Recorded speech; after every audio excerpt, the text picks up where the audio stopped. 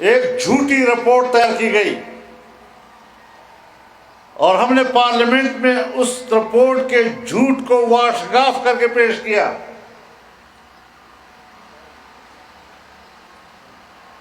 اور کوئی ان کے پاس جواب نہیں تھا. یہاں تک کہ حکومت مان گئی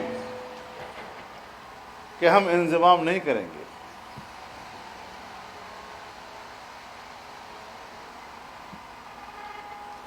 پھر کہاں سے دباؤ آیا؟ ایک مسئلہ جو کئی دہائیوں سے چل رہا تھا اور گزشتہ 10 سالوں میں ملک کا ایک سب سے اولین اور متنازع مسئلہ بنا، ہر سطح پر اس پر بحث ہونے لگی، اور یکدم سے اسمبلی میں آتا ہے، کوئی بحث اس پہ نہیں ہوتی، بغیر بحث کے قانون آتا ہے اور پاس ہو جاتا ہے، اور کہتے ہیں ہم نے بڑا کمال کر دیا.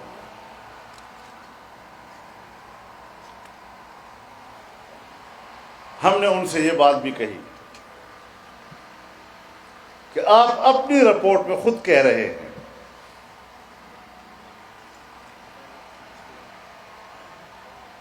کہ قبائلی علاقوں کو بندوبستی علاقوں کے برابر لانے کے لیے 10 سال چاہیے. تم نے یہ بھی لکھا ہے کہ قبائلی علاقوں کو 10 سال میں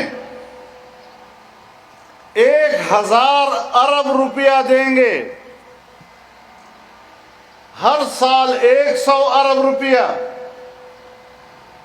جس میں سڑکیں بنیں گی، اسکول بنیں گے، کالجز بنیں گے، ہاسپٹل بنیں گے، لوگوں کا معیار زندگی اوپر جائے گا، اور پھر یہ سیٹل علاقوں کے برابر آ جائیں گے، اور مقابلے کے امتحانات میں قبائلی نوجوان یہ بندوبستی علاقے کے نوجوانوں کا مقابلہ کر سکے گا.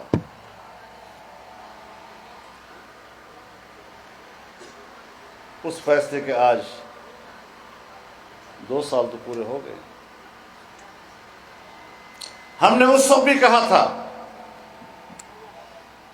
کہ اگر آپ نے یہ کام کرنا ہی ہے، ہمیں چھوڑ دو، ہمارے موقف کو چھوڑ دو، لیکن قبائلی عوام سے تو پوچھ لو، تاکہ قبائلی عوام کی رائے سامنے آ جائے. اور ہم نے یہ بھی کہا تھا کہ اگر آج آپ قبائلی عوام سے نہیں پوچھیں گے تو پھر انڈیا کشمیر کے بارے میں کشمیری عوام سے نہیں پوچھے گا اور وہ کشمیر پر قبضہ کر دے گا. یہ ساری باتیں ہم نے کی.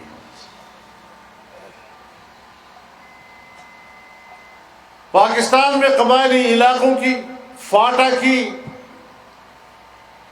خصوصی حیثیت تھی، اس کا ایک اسپیشل سٹیٹس تھا. ہندوستان میں کشمیر کا ایک اسپیشل سٹیٹس تھا. پاکستان میں آئین کے آرٹیکل 245 کے تحت اس خصوصی حیثیت کو تحفظ حاصل تھا. ہندوستان میں کشمیر کی خصوصی حیثیت کو ہندوستانی آئین کے آرٹیکل 370 کا تحفظ حاصل تھا. پاکستان میں ہماری پارلیمنٹ اور اسمبلیاں فاٹا کے بارے میں قانون سازی کا اختیار نہیں رکھتی تھی. ہندوستان میں ہندوستان کی پارلیمنٹ کشمیر کے بارے میں قانون سازی کا اختیار نہیں رکھتی تھی. پاکستان میں پاکستان کا آئین غیر مؤثر تھا، ہندوستان میں کشمیر کے اندر ہندوستان کا آئین غیر مؤثر تھا۔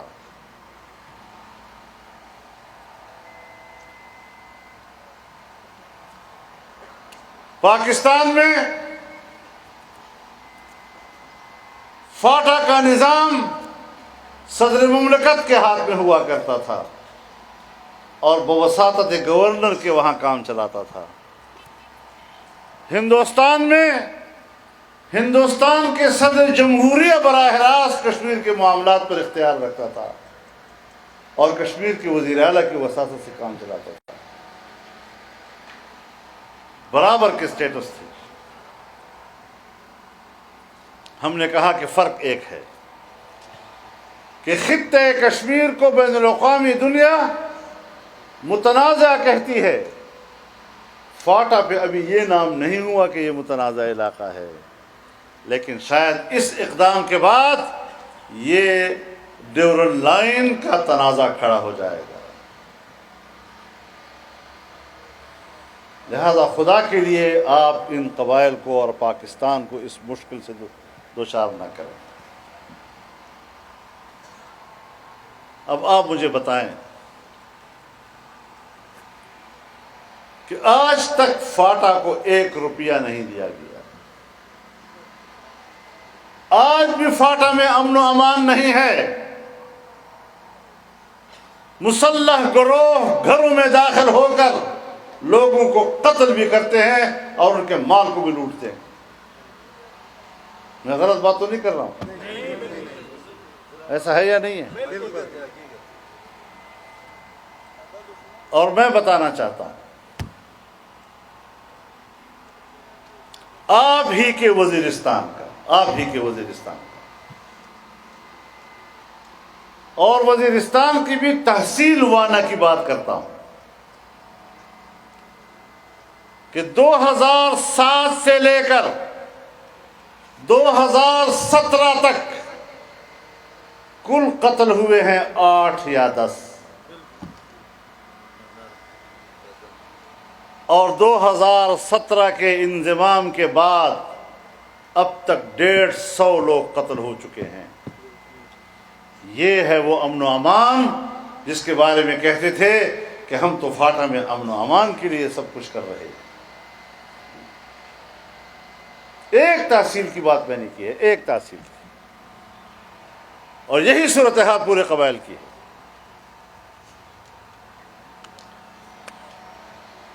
اب سیاسی حوالے سے اگر سینٹ میں آپ کی 8 یا 12 نشستیں تھیں، سب کے سب ختم ہو گئے۔ صوبے کے اسمبلی میں چند سیٹوں کے بدلے میں، تو ہم نے کہا کہ اگر کرنا ہی ہے تو پھر صوبہ تو بناؤ، تاکہ سینٹ کی سیٹیں بھی تمام دوسرے صوبوں کے برابر ہوں، صوبائی اسمبلی بھی ان کی اپنی ہو، وزیر اعلیٰ بھی ان کا اپنا ہو، گورنر بھی ان کا اپنا ہو، اور NFC ایوارڈ میں ان کو وہی حصہ ملے جو دوسرے صوبوں کو ملتا ہے۔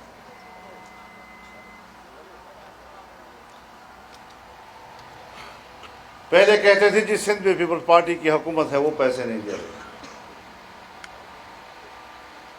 NFC ایوارڈ میں ہمارا حصہ وہ نہیں ڈال رہے ہیں فاٹا کے لیے۔ اب تو 3 صوبے آپ کے ہاتھ میں ہیں،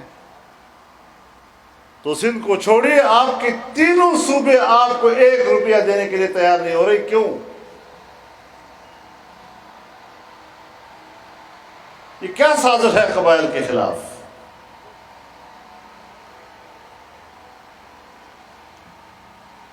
اب جب آپ نے انضمام کر ہی لیا ہے تو پھر ان کے ساتھ رویے بھی آپ کے قانون کے مطابق ہونے چاہیے۔ پھر جو لوگ اٹھائے گئے ہیں، لاپتہ ہیں، اداروں کے ہاتھ میں ہیں، ان کو تو قانون کے مطابق عدالت کے سامنے پیش کرو۔ اور جب دباؤ بڑھتا ہے تو پھر ہم دیکھتے ہیں کہ میدانوں میں، صحراؤں میں، روڈوں کے کناروں پر لاشیں پڑی ہوتی ہیں، تاکہ لوگ چپ ہو جائیں کہ بھئی ہمارے لوگوں کو مرنے نہ دو، کسی دن تو گھر آ جائیں گے۔ یہ ایک آزاد ملک کی علامت ہے، یہ کسی آزاد ریاست کی علامت ہے یہ باتیں۔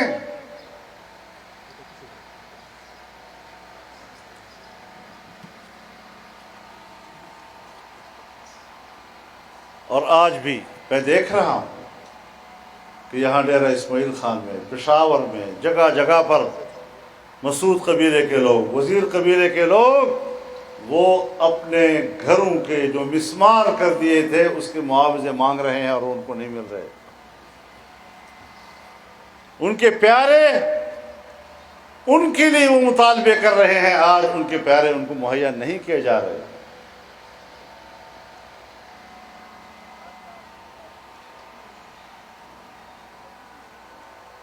قبائل کے بارے میں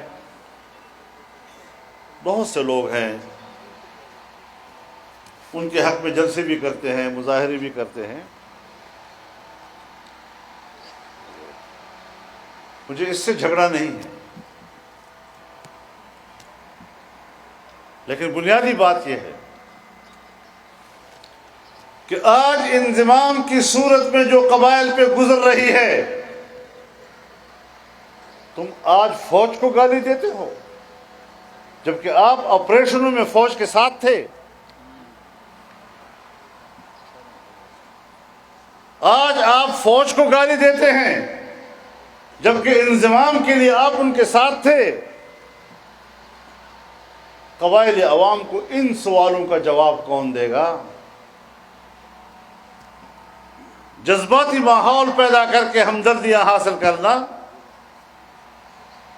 یہ نوجوان نسل کے لیے اسی طرح دھوکہ ہے جس طرح انضمام سے پہلے نوجوان نسل کو کہا گیا تھا کہ ہم آپ کو جنت کی طرف لے جا رہے ہیں، سبز باغوں کی طرف آپ کو لے جا رہے ہیں۔ تو میرے محترم دوستو،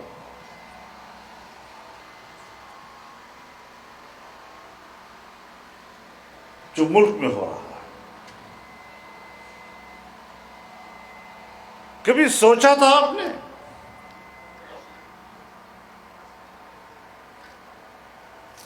کہ ایک ایسا وقت بھی آئے گا جب عام آدمی بھوکوں مرے گا؟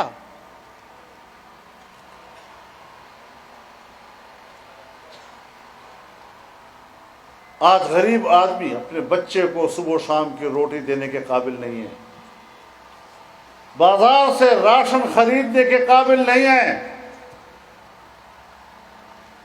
اور بہت سے لوگوں کو اسی بنیاد پر خودکشی کرتے دیکھا گیا ہے۔ بچوں کا کرب ان سے نہیں دیکھا جا رہا۔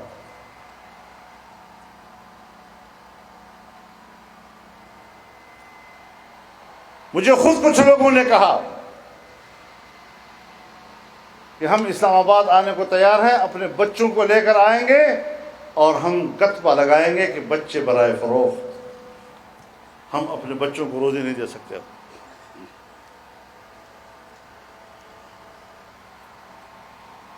اس کے لیے یہ حکومت لائی گئی۔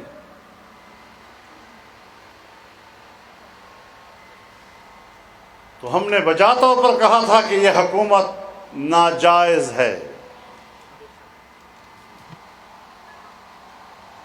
پاکستان کا اگر آئین ہے اور قانون ہے تو پھر قانون کے مطابق ہونا چاہیے۔ اگر پاکستان جمہوری ملک ہے تو پھر حکومت جمہوریت کی بنیاد پر ہونا چاہیے۔ پھر الیکشن میں دھاندلی نہیں مانیں گے۔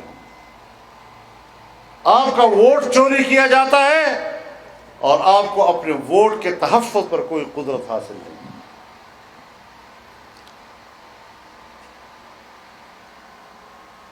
آپ ایک بکسے میں ووٹ ڈالتے ہیں، ووٹ دوسرے بکسوں سے نکال کر گنا جاتا ہے۔ الیکشن آفس میں ایک نتیجہ تیار ہوتا ہے، ٹی وی پر دوسرا نتیجہ لوگ سنتے ہیں۔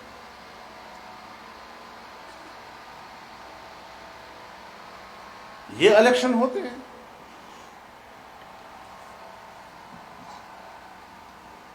ہم نے اس الیکشن کو چیلنج کیا.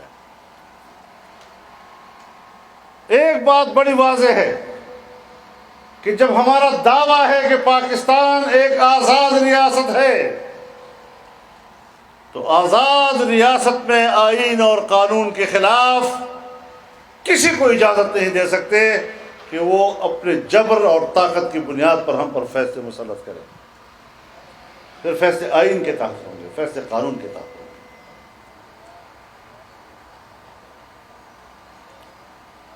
پورے پاکستانی قوم کو غلام تصور کیا جا رہا ہے کہ جیسے ان کا کوئی اختیار ہی نہیں ہے. اور میں نے خود سنا ہے بڑے بڑے ذمہ دار لوگوں کو, جس وقت میں نے کہا کہ قبائل سے پوچھ لو, ریفرینڈم کراؤ, تو بڑے ذمہ دار لوگوں نے کہا کہ قبائل کون ہوتے ہیں کہ ہم ان سے پوچھیں, کہ آج تک بھی آپ کو بجٹ کے ذریعے سے بھی 1 روپیہ نہیں دیا جا رہا. آئندہ بھی کوئی امید نظر نہیں آ رہی.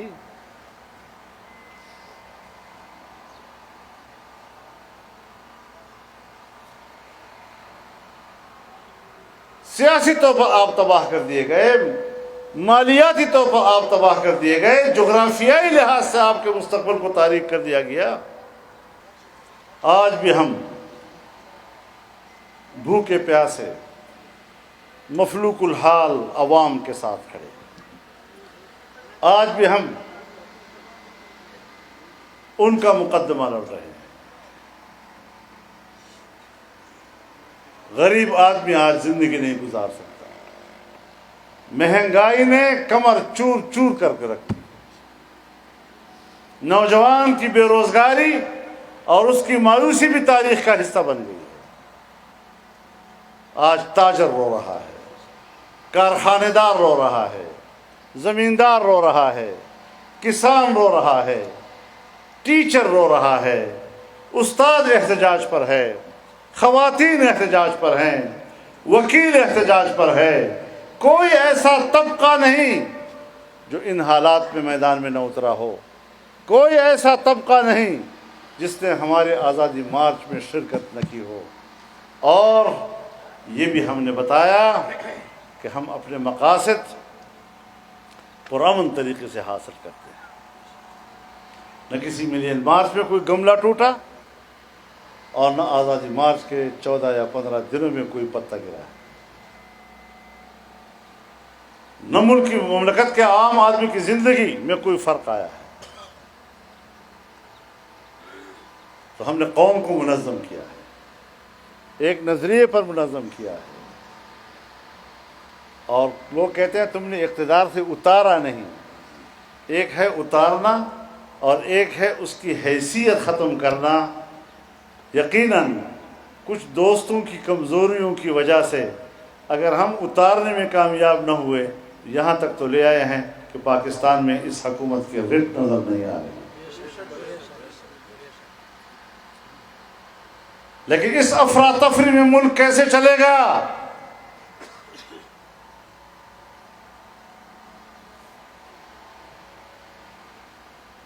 اداروں کو بھی سوچنا چاہیے. یہ ملک ان کا بھی ہے, یہ ملک ہمارا بھی.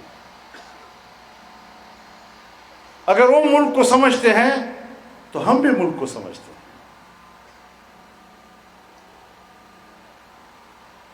اس پر اتفاق کہ یہ حکومت نااہل ہے, پھر اس کو برقرار رکھنا کتنا ملک کو ڈبونا ہے.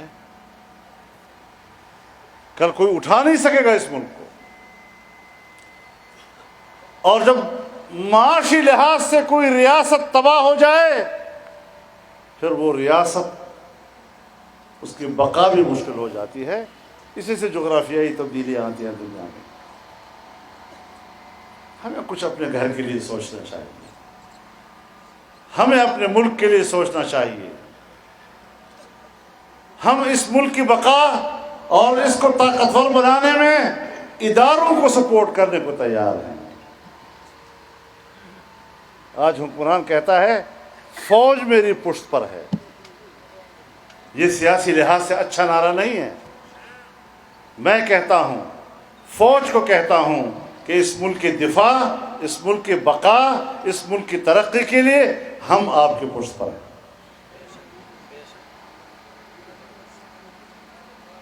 کتنا بڑا فرق ہے.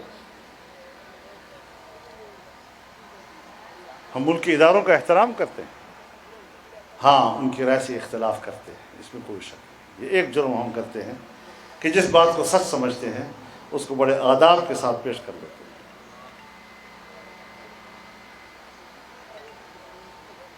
لیکن ایک چیز ملک کو نقصان پہنچا رہی ہے اور مجھے نظر آ رہی ہے، تو پھر اللہ رب العزت نے میرا نام گواہ رکھا ہے.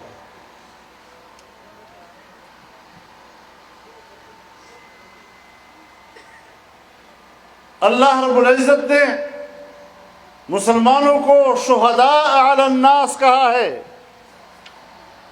اور شہداء جمع ہے شہید کی، جمع ہے شاہد کی، اور شاہد کہتے ہیں گواہ کو.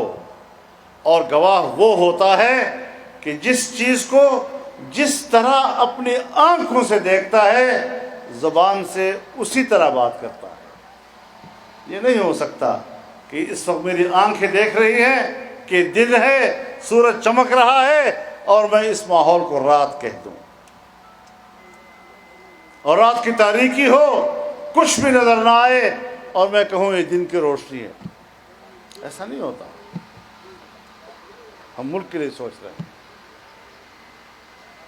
ہمارے بچے اسی ملک میں رہیں گے، ہماری نسلوں کے لیے ملک سے باہر کوئی جگہ اور کوئی جاگیر نہیں ہے. اس لیے اس ملک کے مستقبل کے بارے میں اگر کوئی سوچ سکتا ہے، بہتری کی بات سوچ سکتا ہے، تو وہ ہم ہی ہو سکتے ہیں. تو انشاءاللہ العزیز ہم نے اکٹھے رہنا ہے، ایک آواز بن کر رہنا ہے، الگ الگ راستے مت اپنائیں. جمعیت علماء اسلام سے بڑھ کر قبائل کی نمائندگی کی صلاحیت کوئی نہیں رہتا. ہم دیانتدارانہ رائے ضرور دیتے ہیں، لیکن ہمیں ہمدردی بھی ہوتی ہے. ہمیں ریاست سے بھی ہمدردی ہے، ہمیں ریاستی اداروں سے بھی ہمدردی ہے. ہم نظام میں توازن چاہتے ہیں، شائستگی چاہتے ہیں، آئین کے دائرے میں حقوق چاہتے ہیں. جبر اس کو تو نہ میرے آباء و اجداد نے قبول کیا ہے اور نہ ہم قبول کر سکتے.